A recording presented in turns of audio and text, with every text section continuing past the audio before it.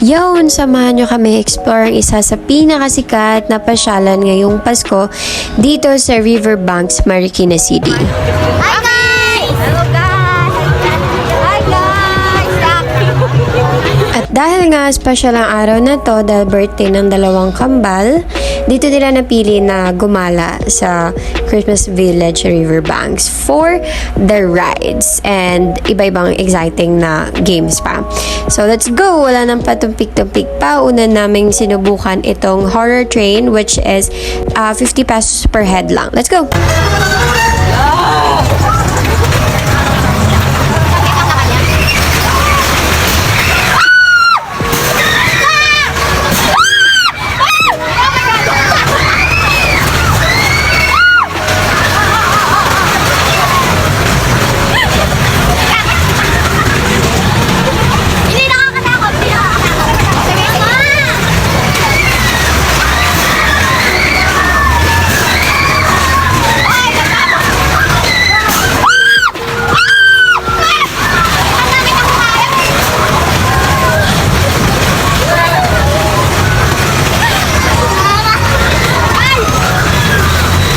Sa rides na to, 3 ikot lang to dun sa horror train na tinatawag nila. And merong mga nanggugulat na mga monsters or naka-costume doon. Di ko alam, parang ako yung mas natakot kaysa sa mga kapatid ko. Saan sakay si Aki? Hindi, tawag ka natin. Aki! Saan sakay? Saan daw? Saan?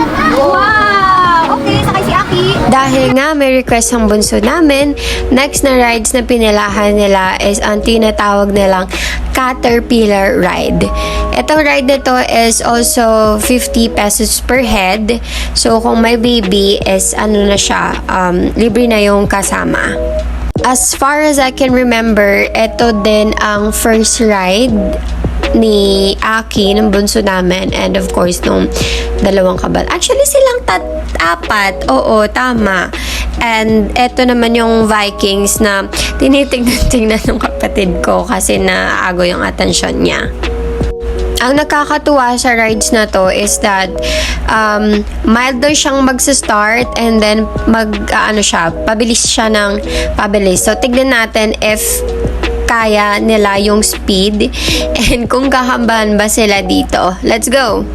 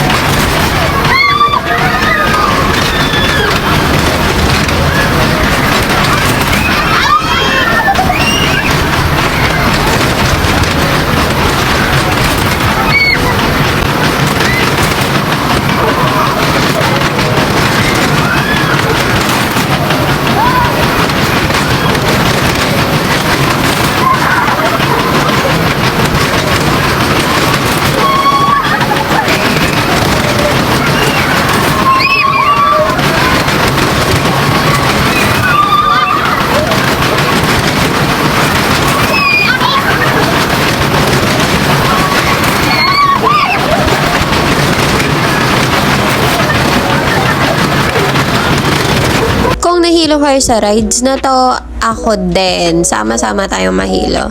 At yun na nga, tumigil na tong Caterpillar ride na to. So, nag-next na kami, which is yung shooting.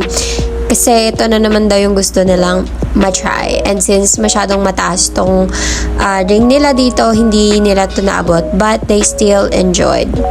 Next na pinilahan namin is yung carousel ride. And for this ride, 50 pesos pa rin ang bayad per head. Bawal sumakay yung mga matatanda dito ha. Tingnan niyo yung kapatid kong bunso. Natakot siya sa mga itsura ng mga animals. Diyos ko, ayaw niyang umupo talaga. So, ang ending, tayuan sila.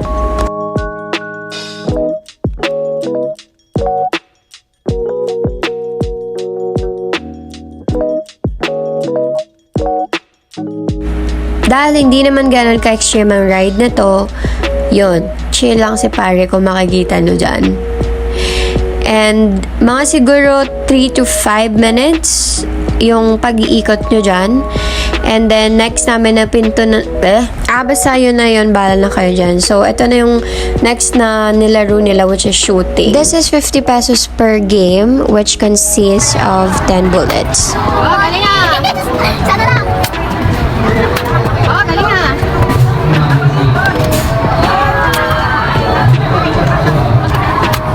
Oh, galing ni Monica!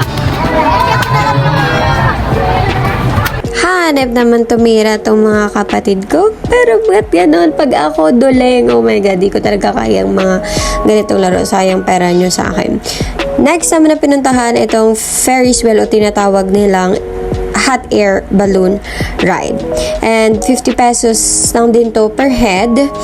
At ito yung ride na pinakamahaba yung pila. So, sobrang tagal. Inabutan na sila dyan ng ulan dahil nga sobrang dami ng tao. Buti na lang may payong kaming dala tsaka jacket habang pumipila.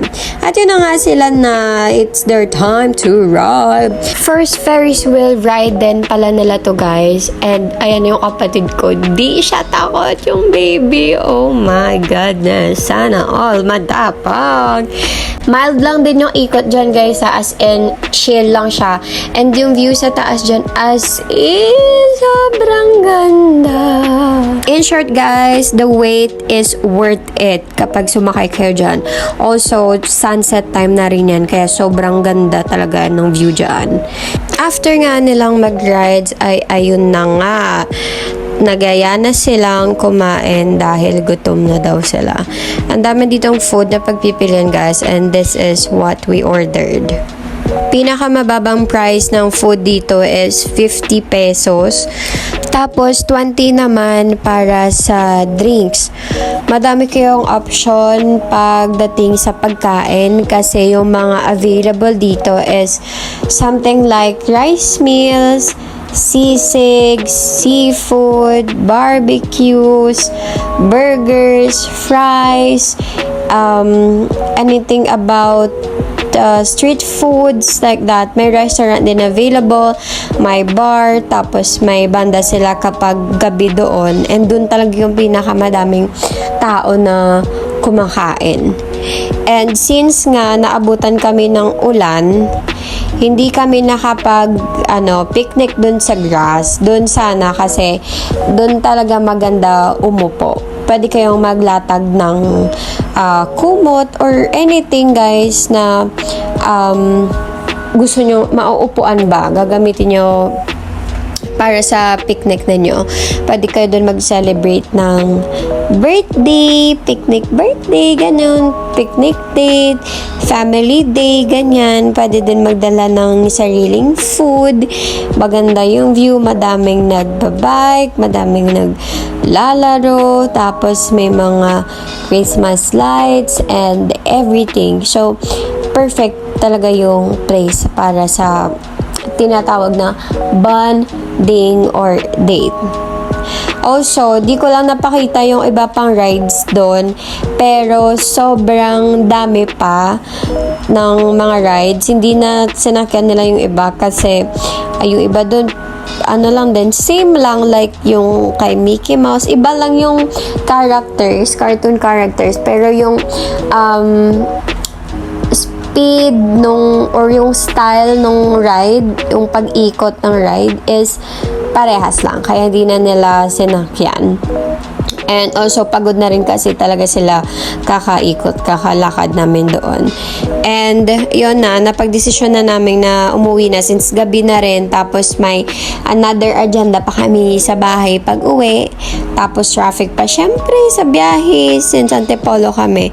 Pero, dumaan muna kami dito sa Portal Mall nila since nakita nila si Bumblebee.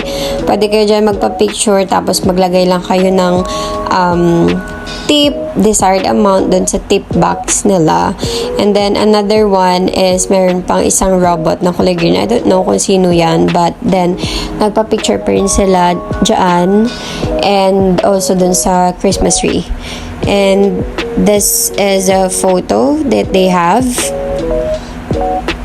eto din yung design nila doon sa entrance, exit, or sa door sa mall. And yun, kala mo talaga di sila nag-aaway, but they're sweet. And yun lang guys, again, join na mo. Bye-bye!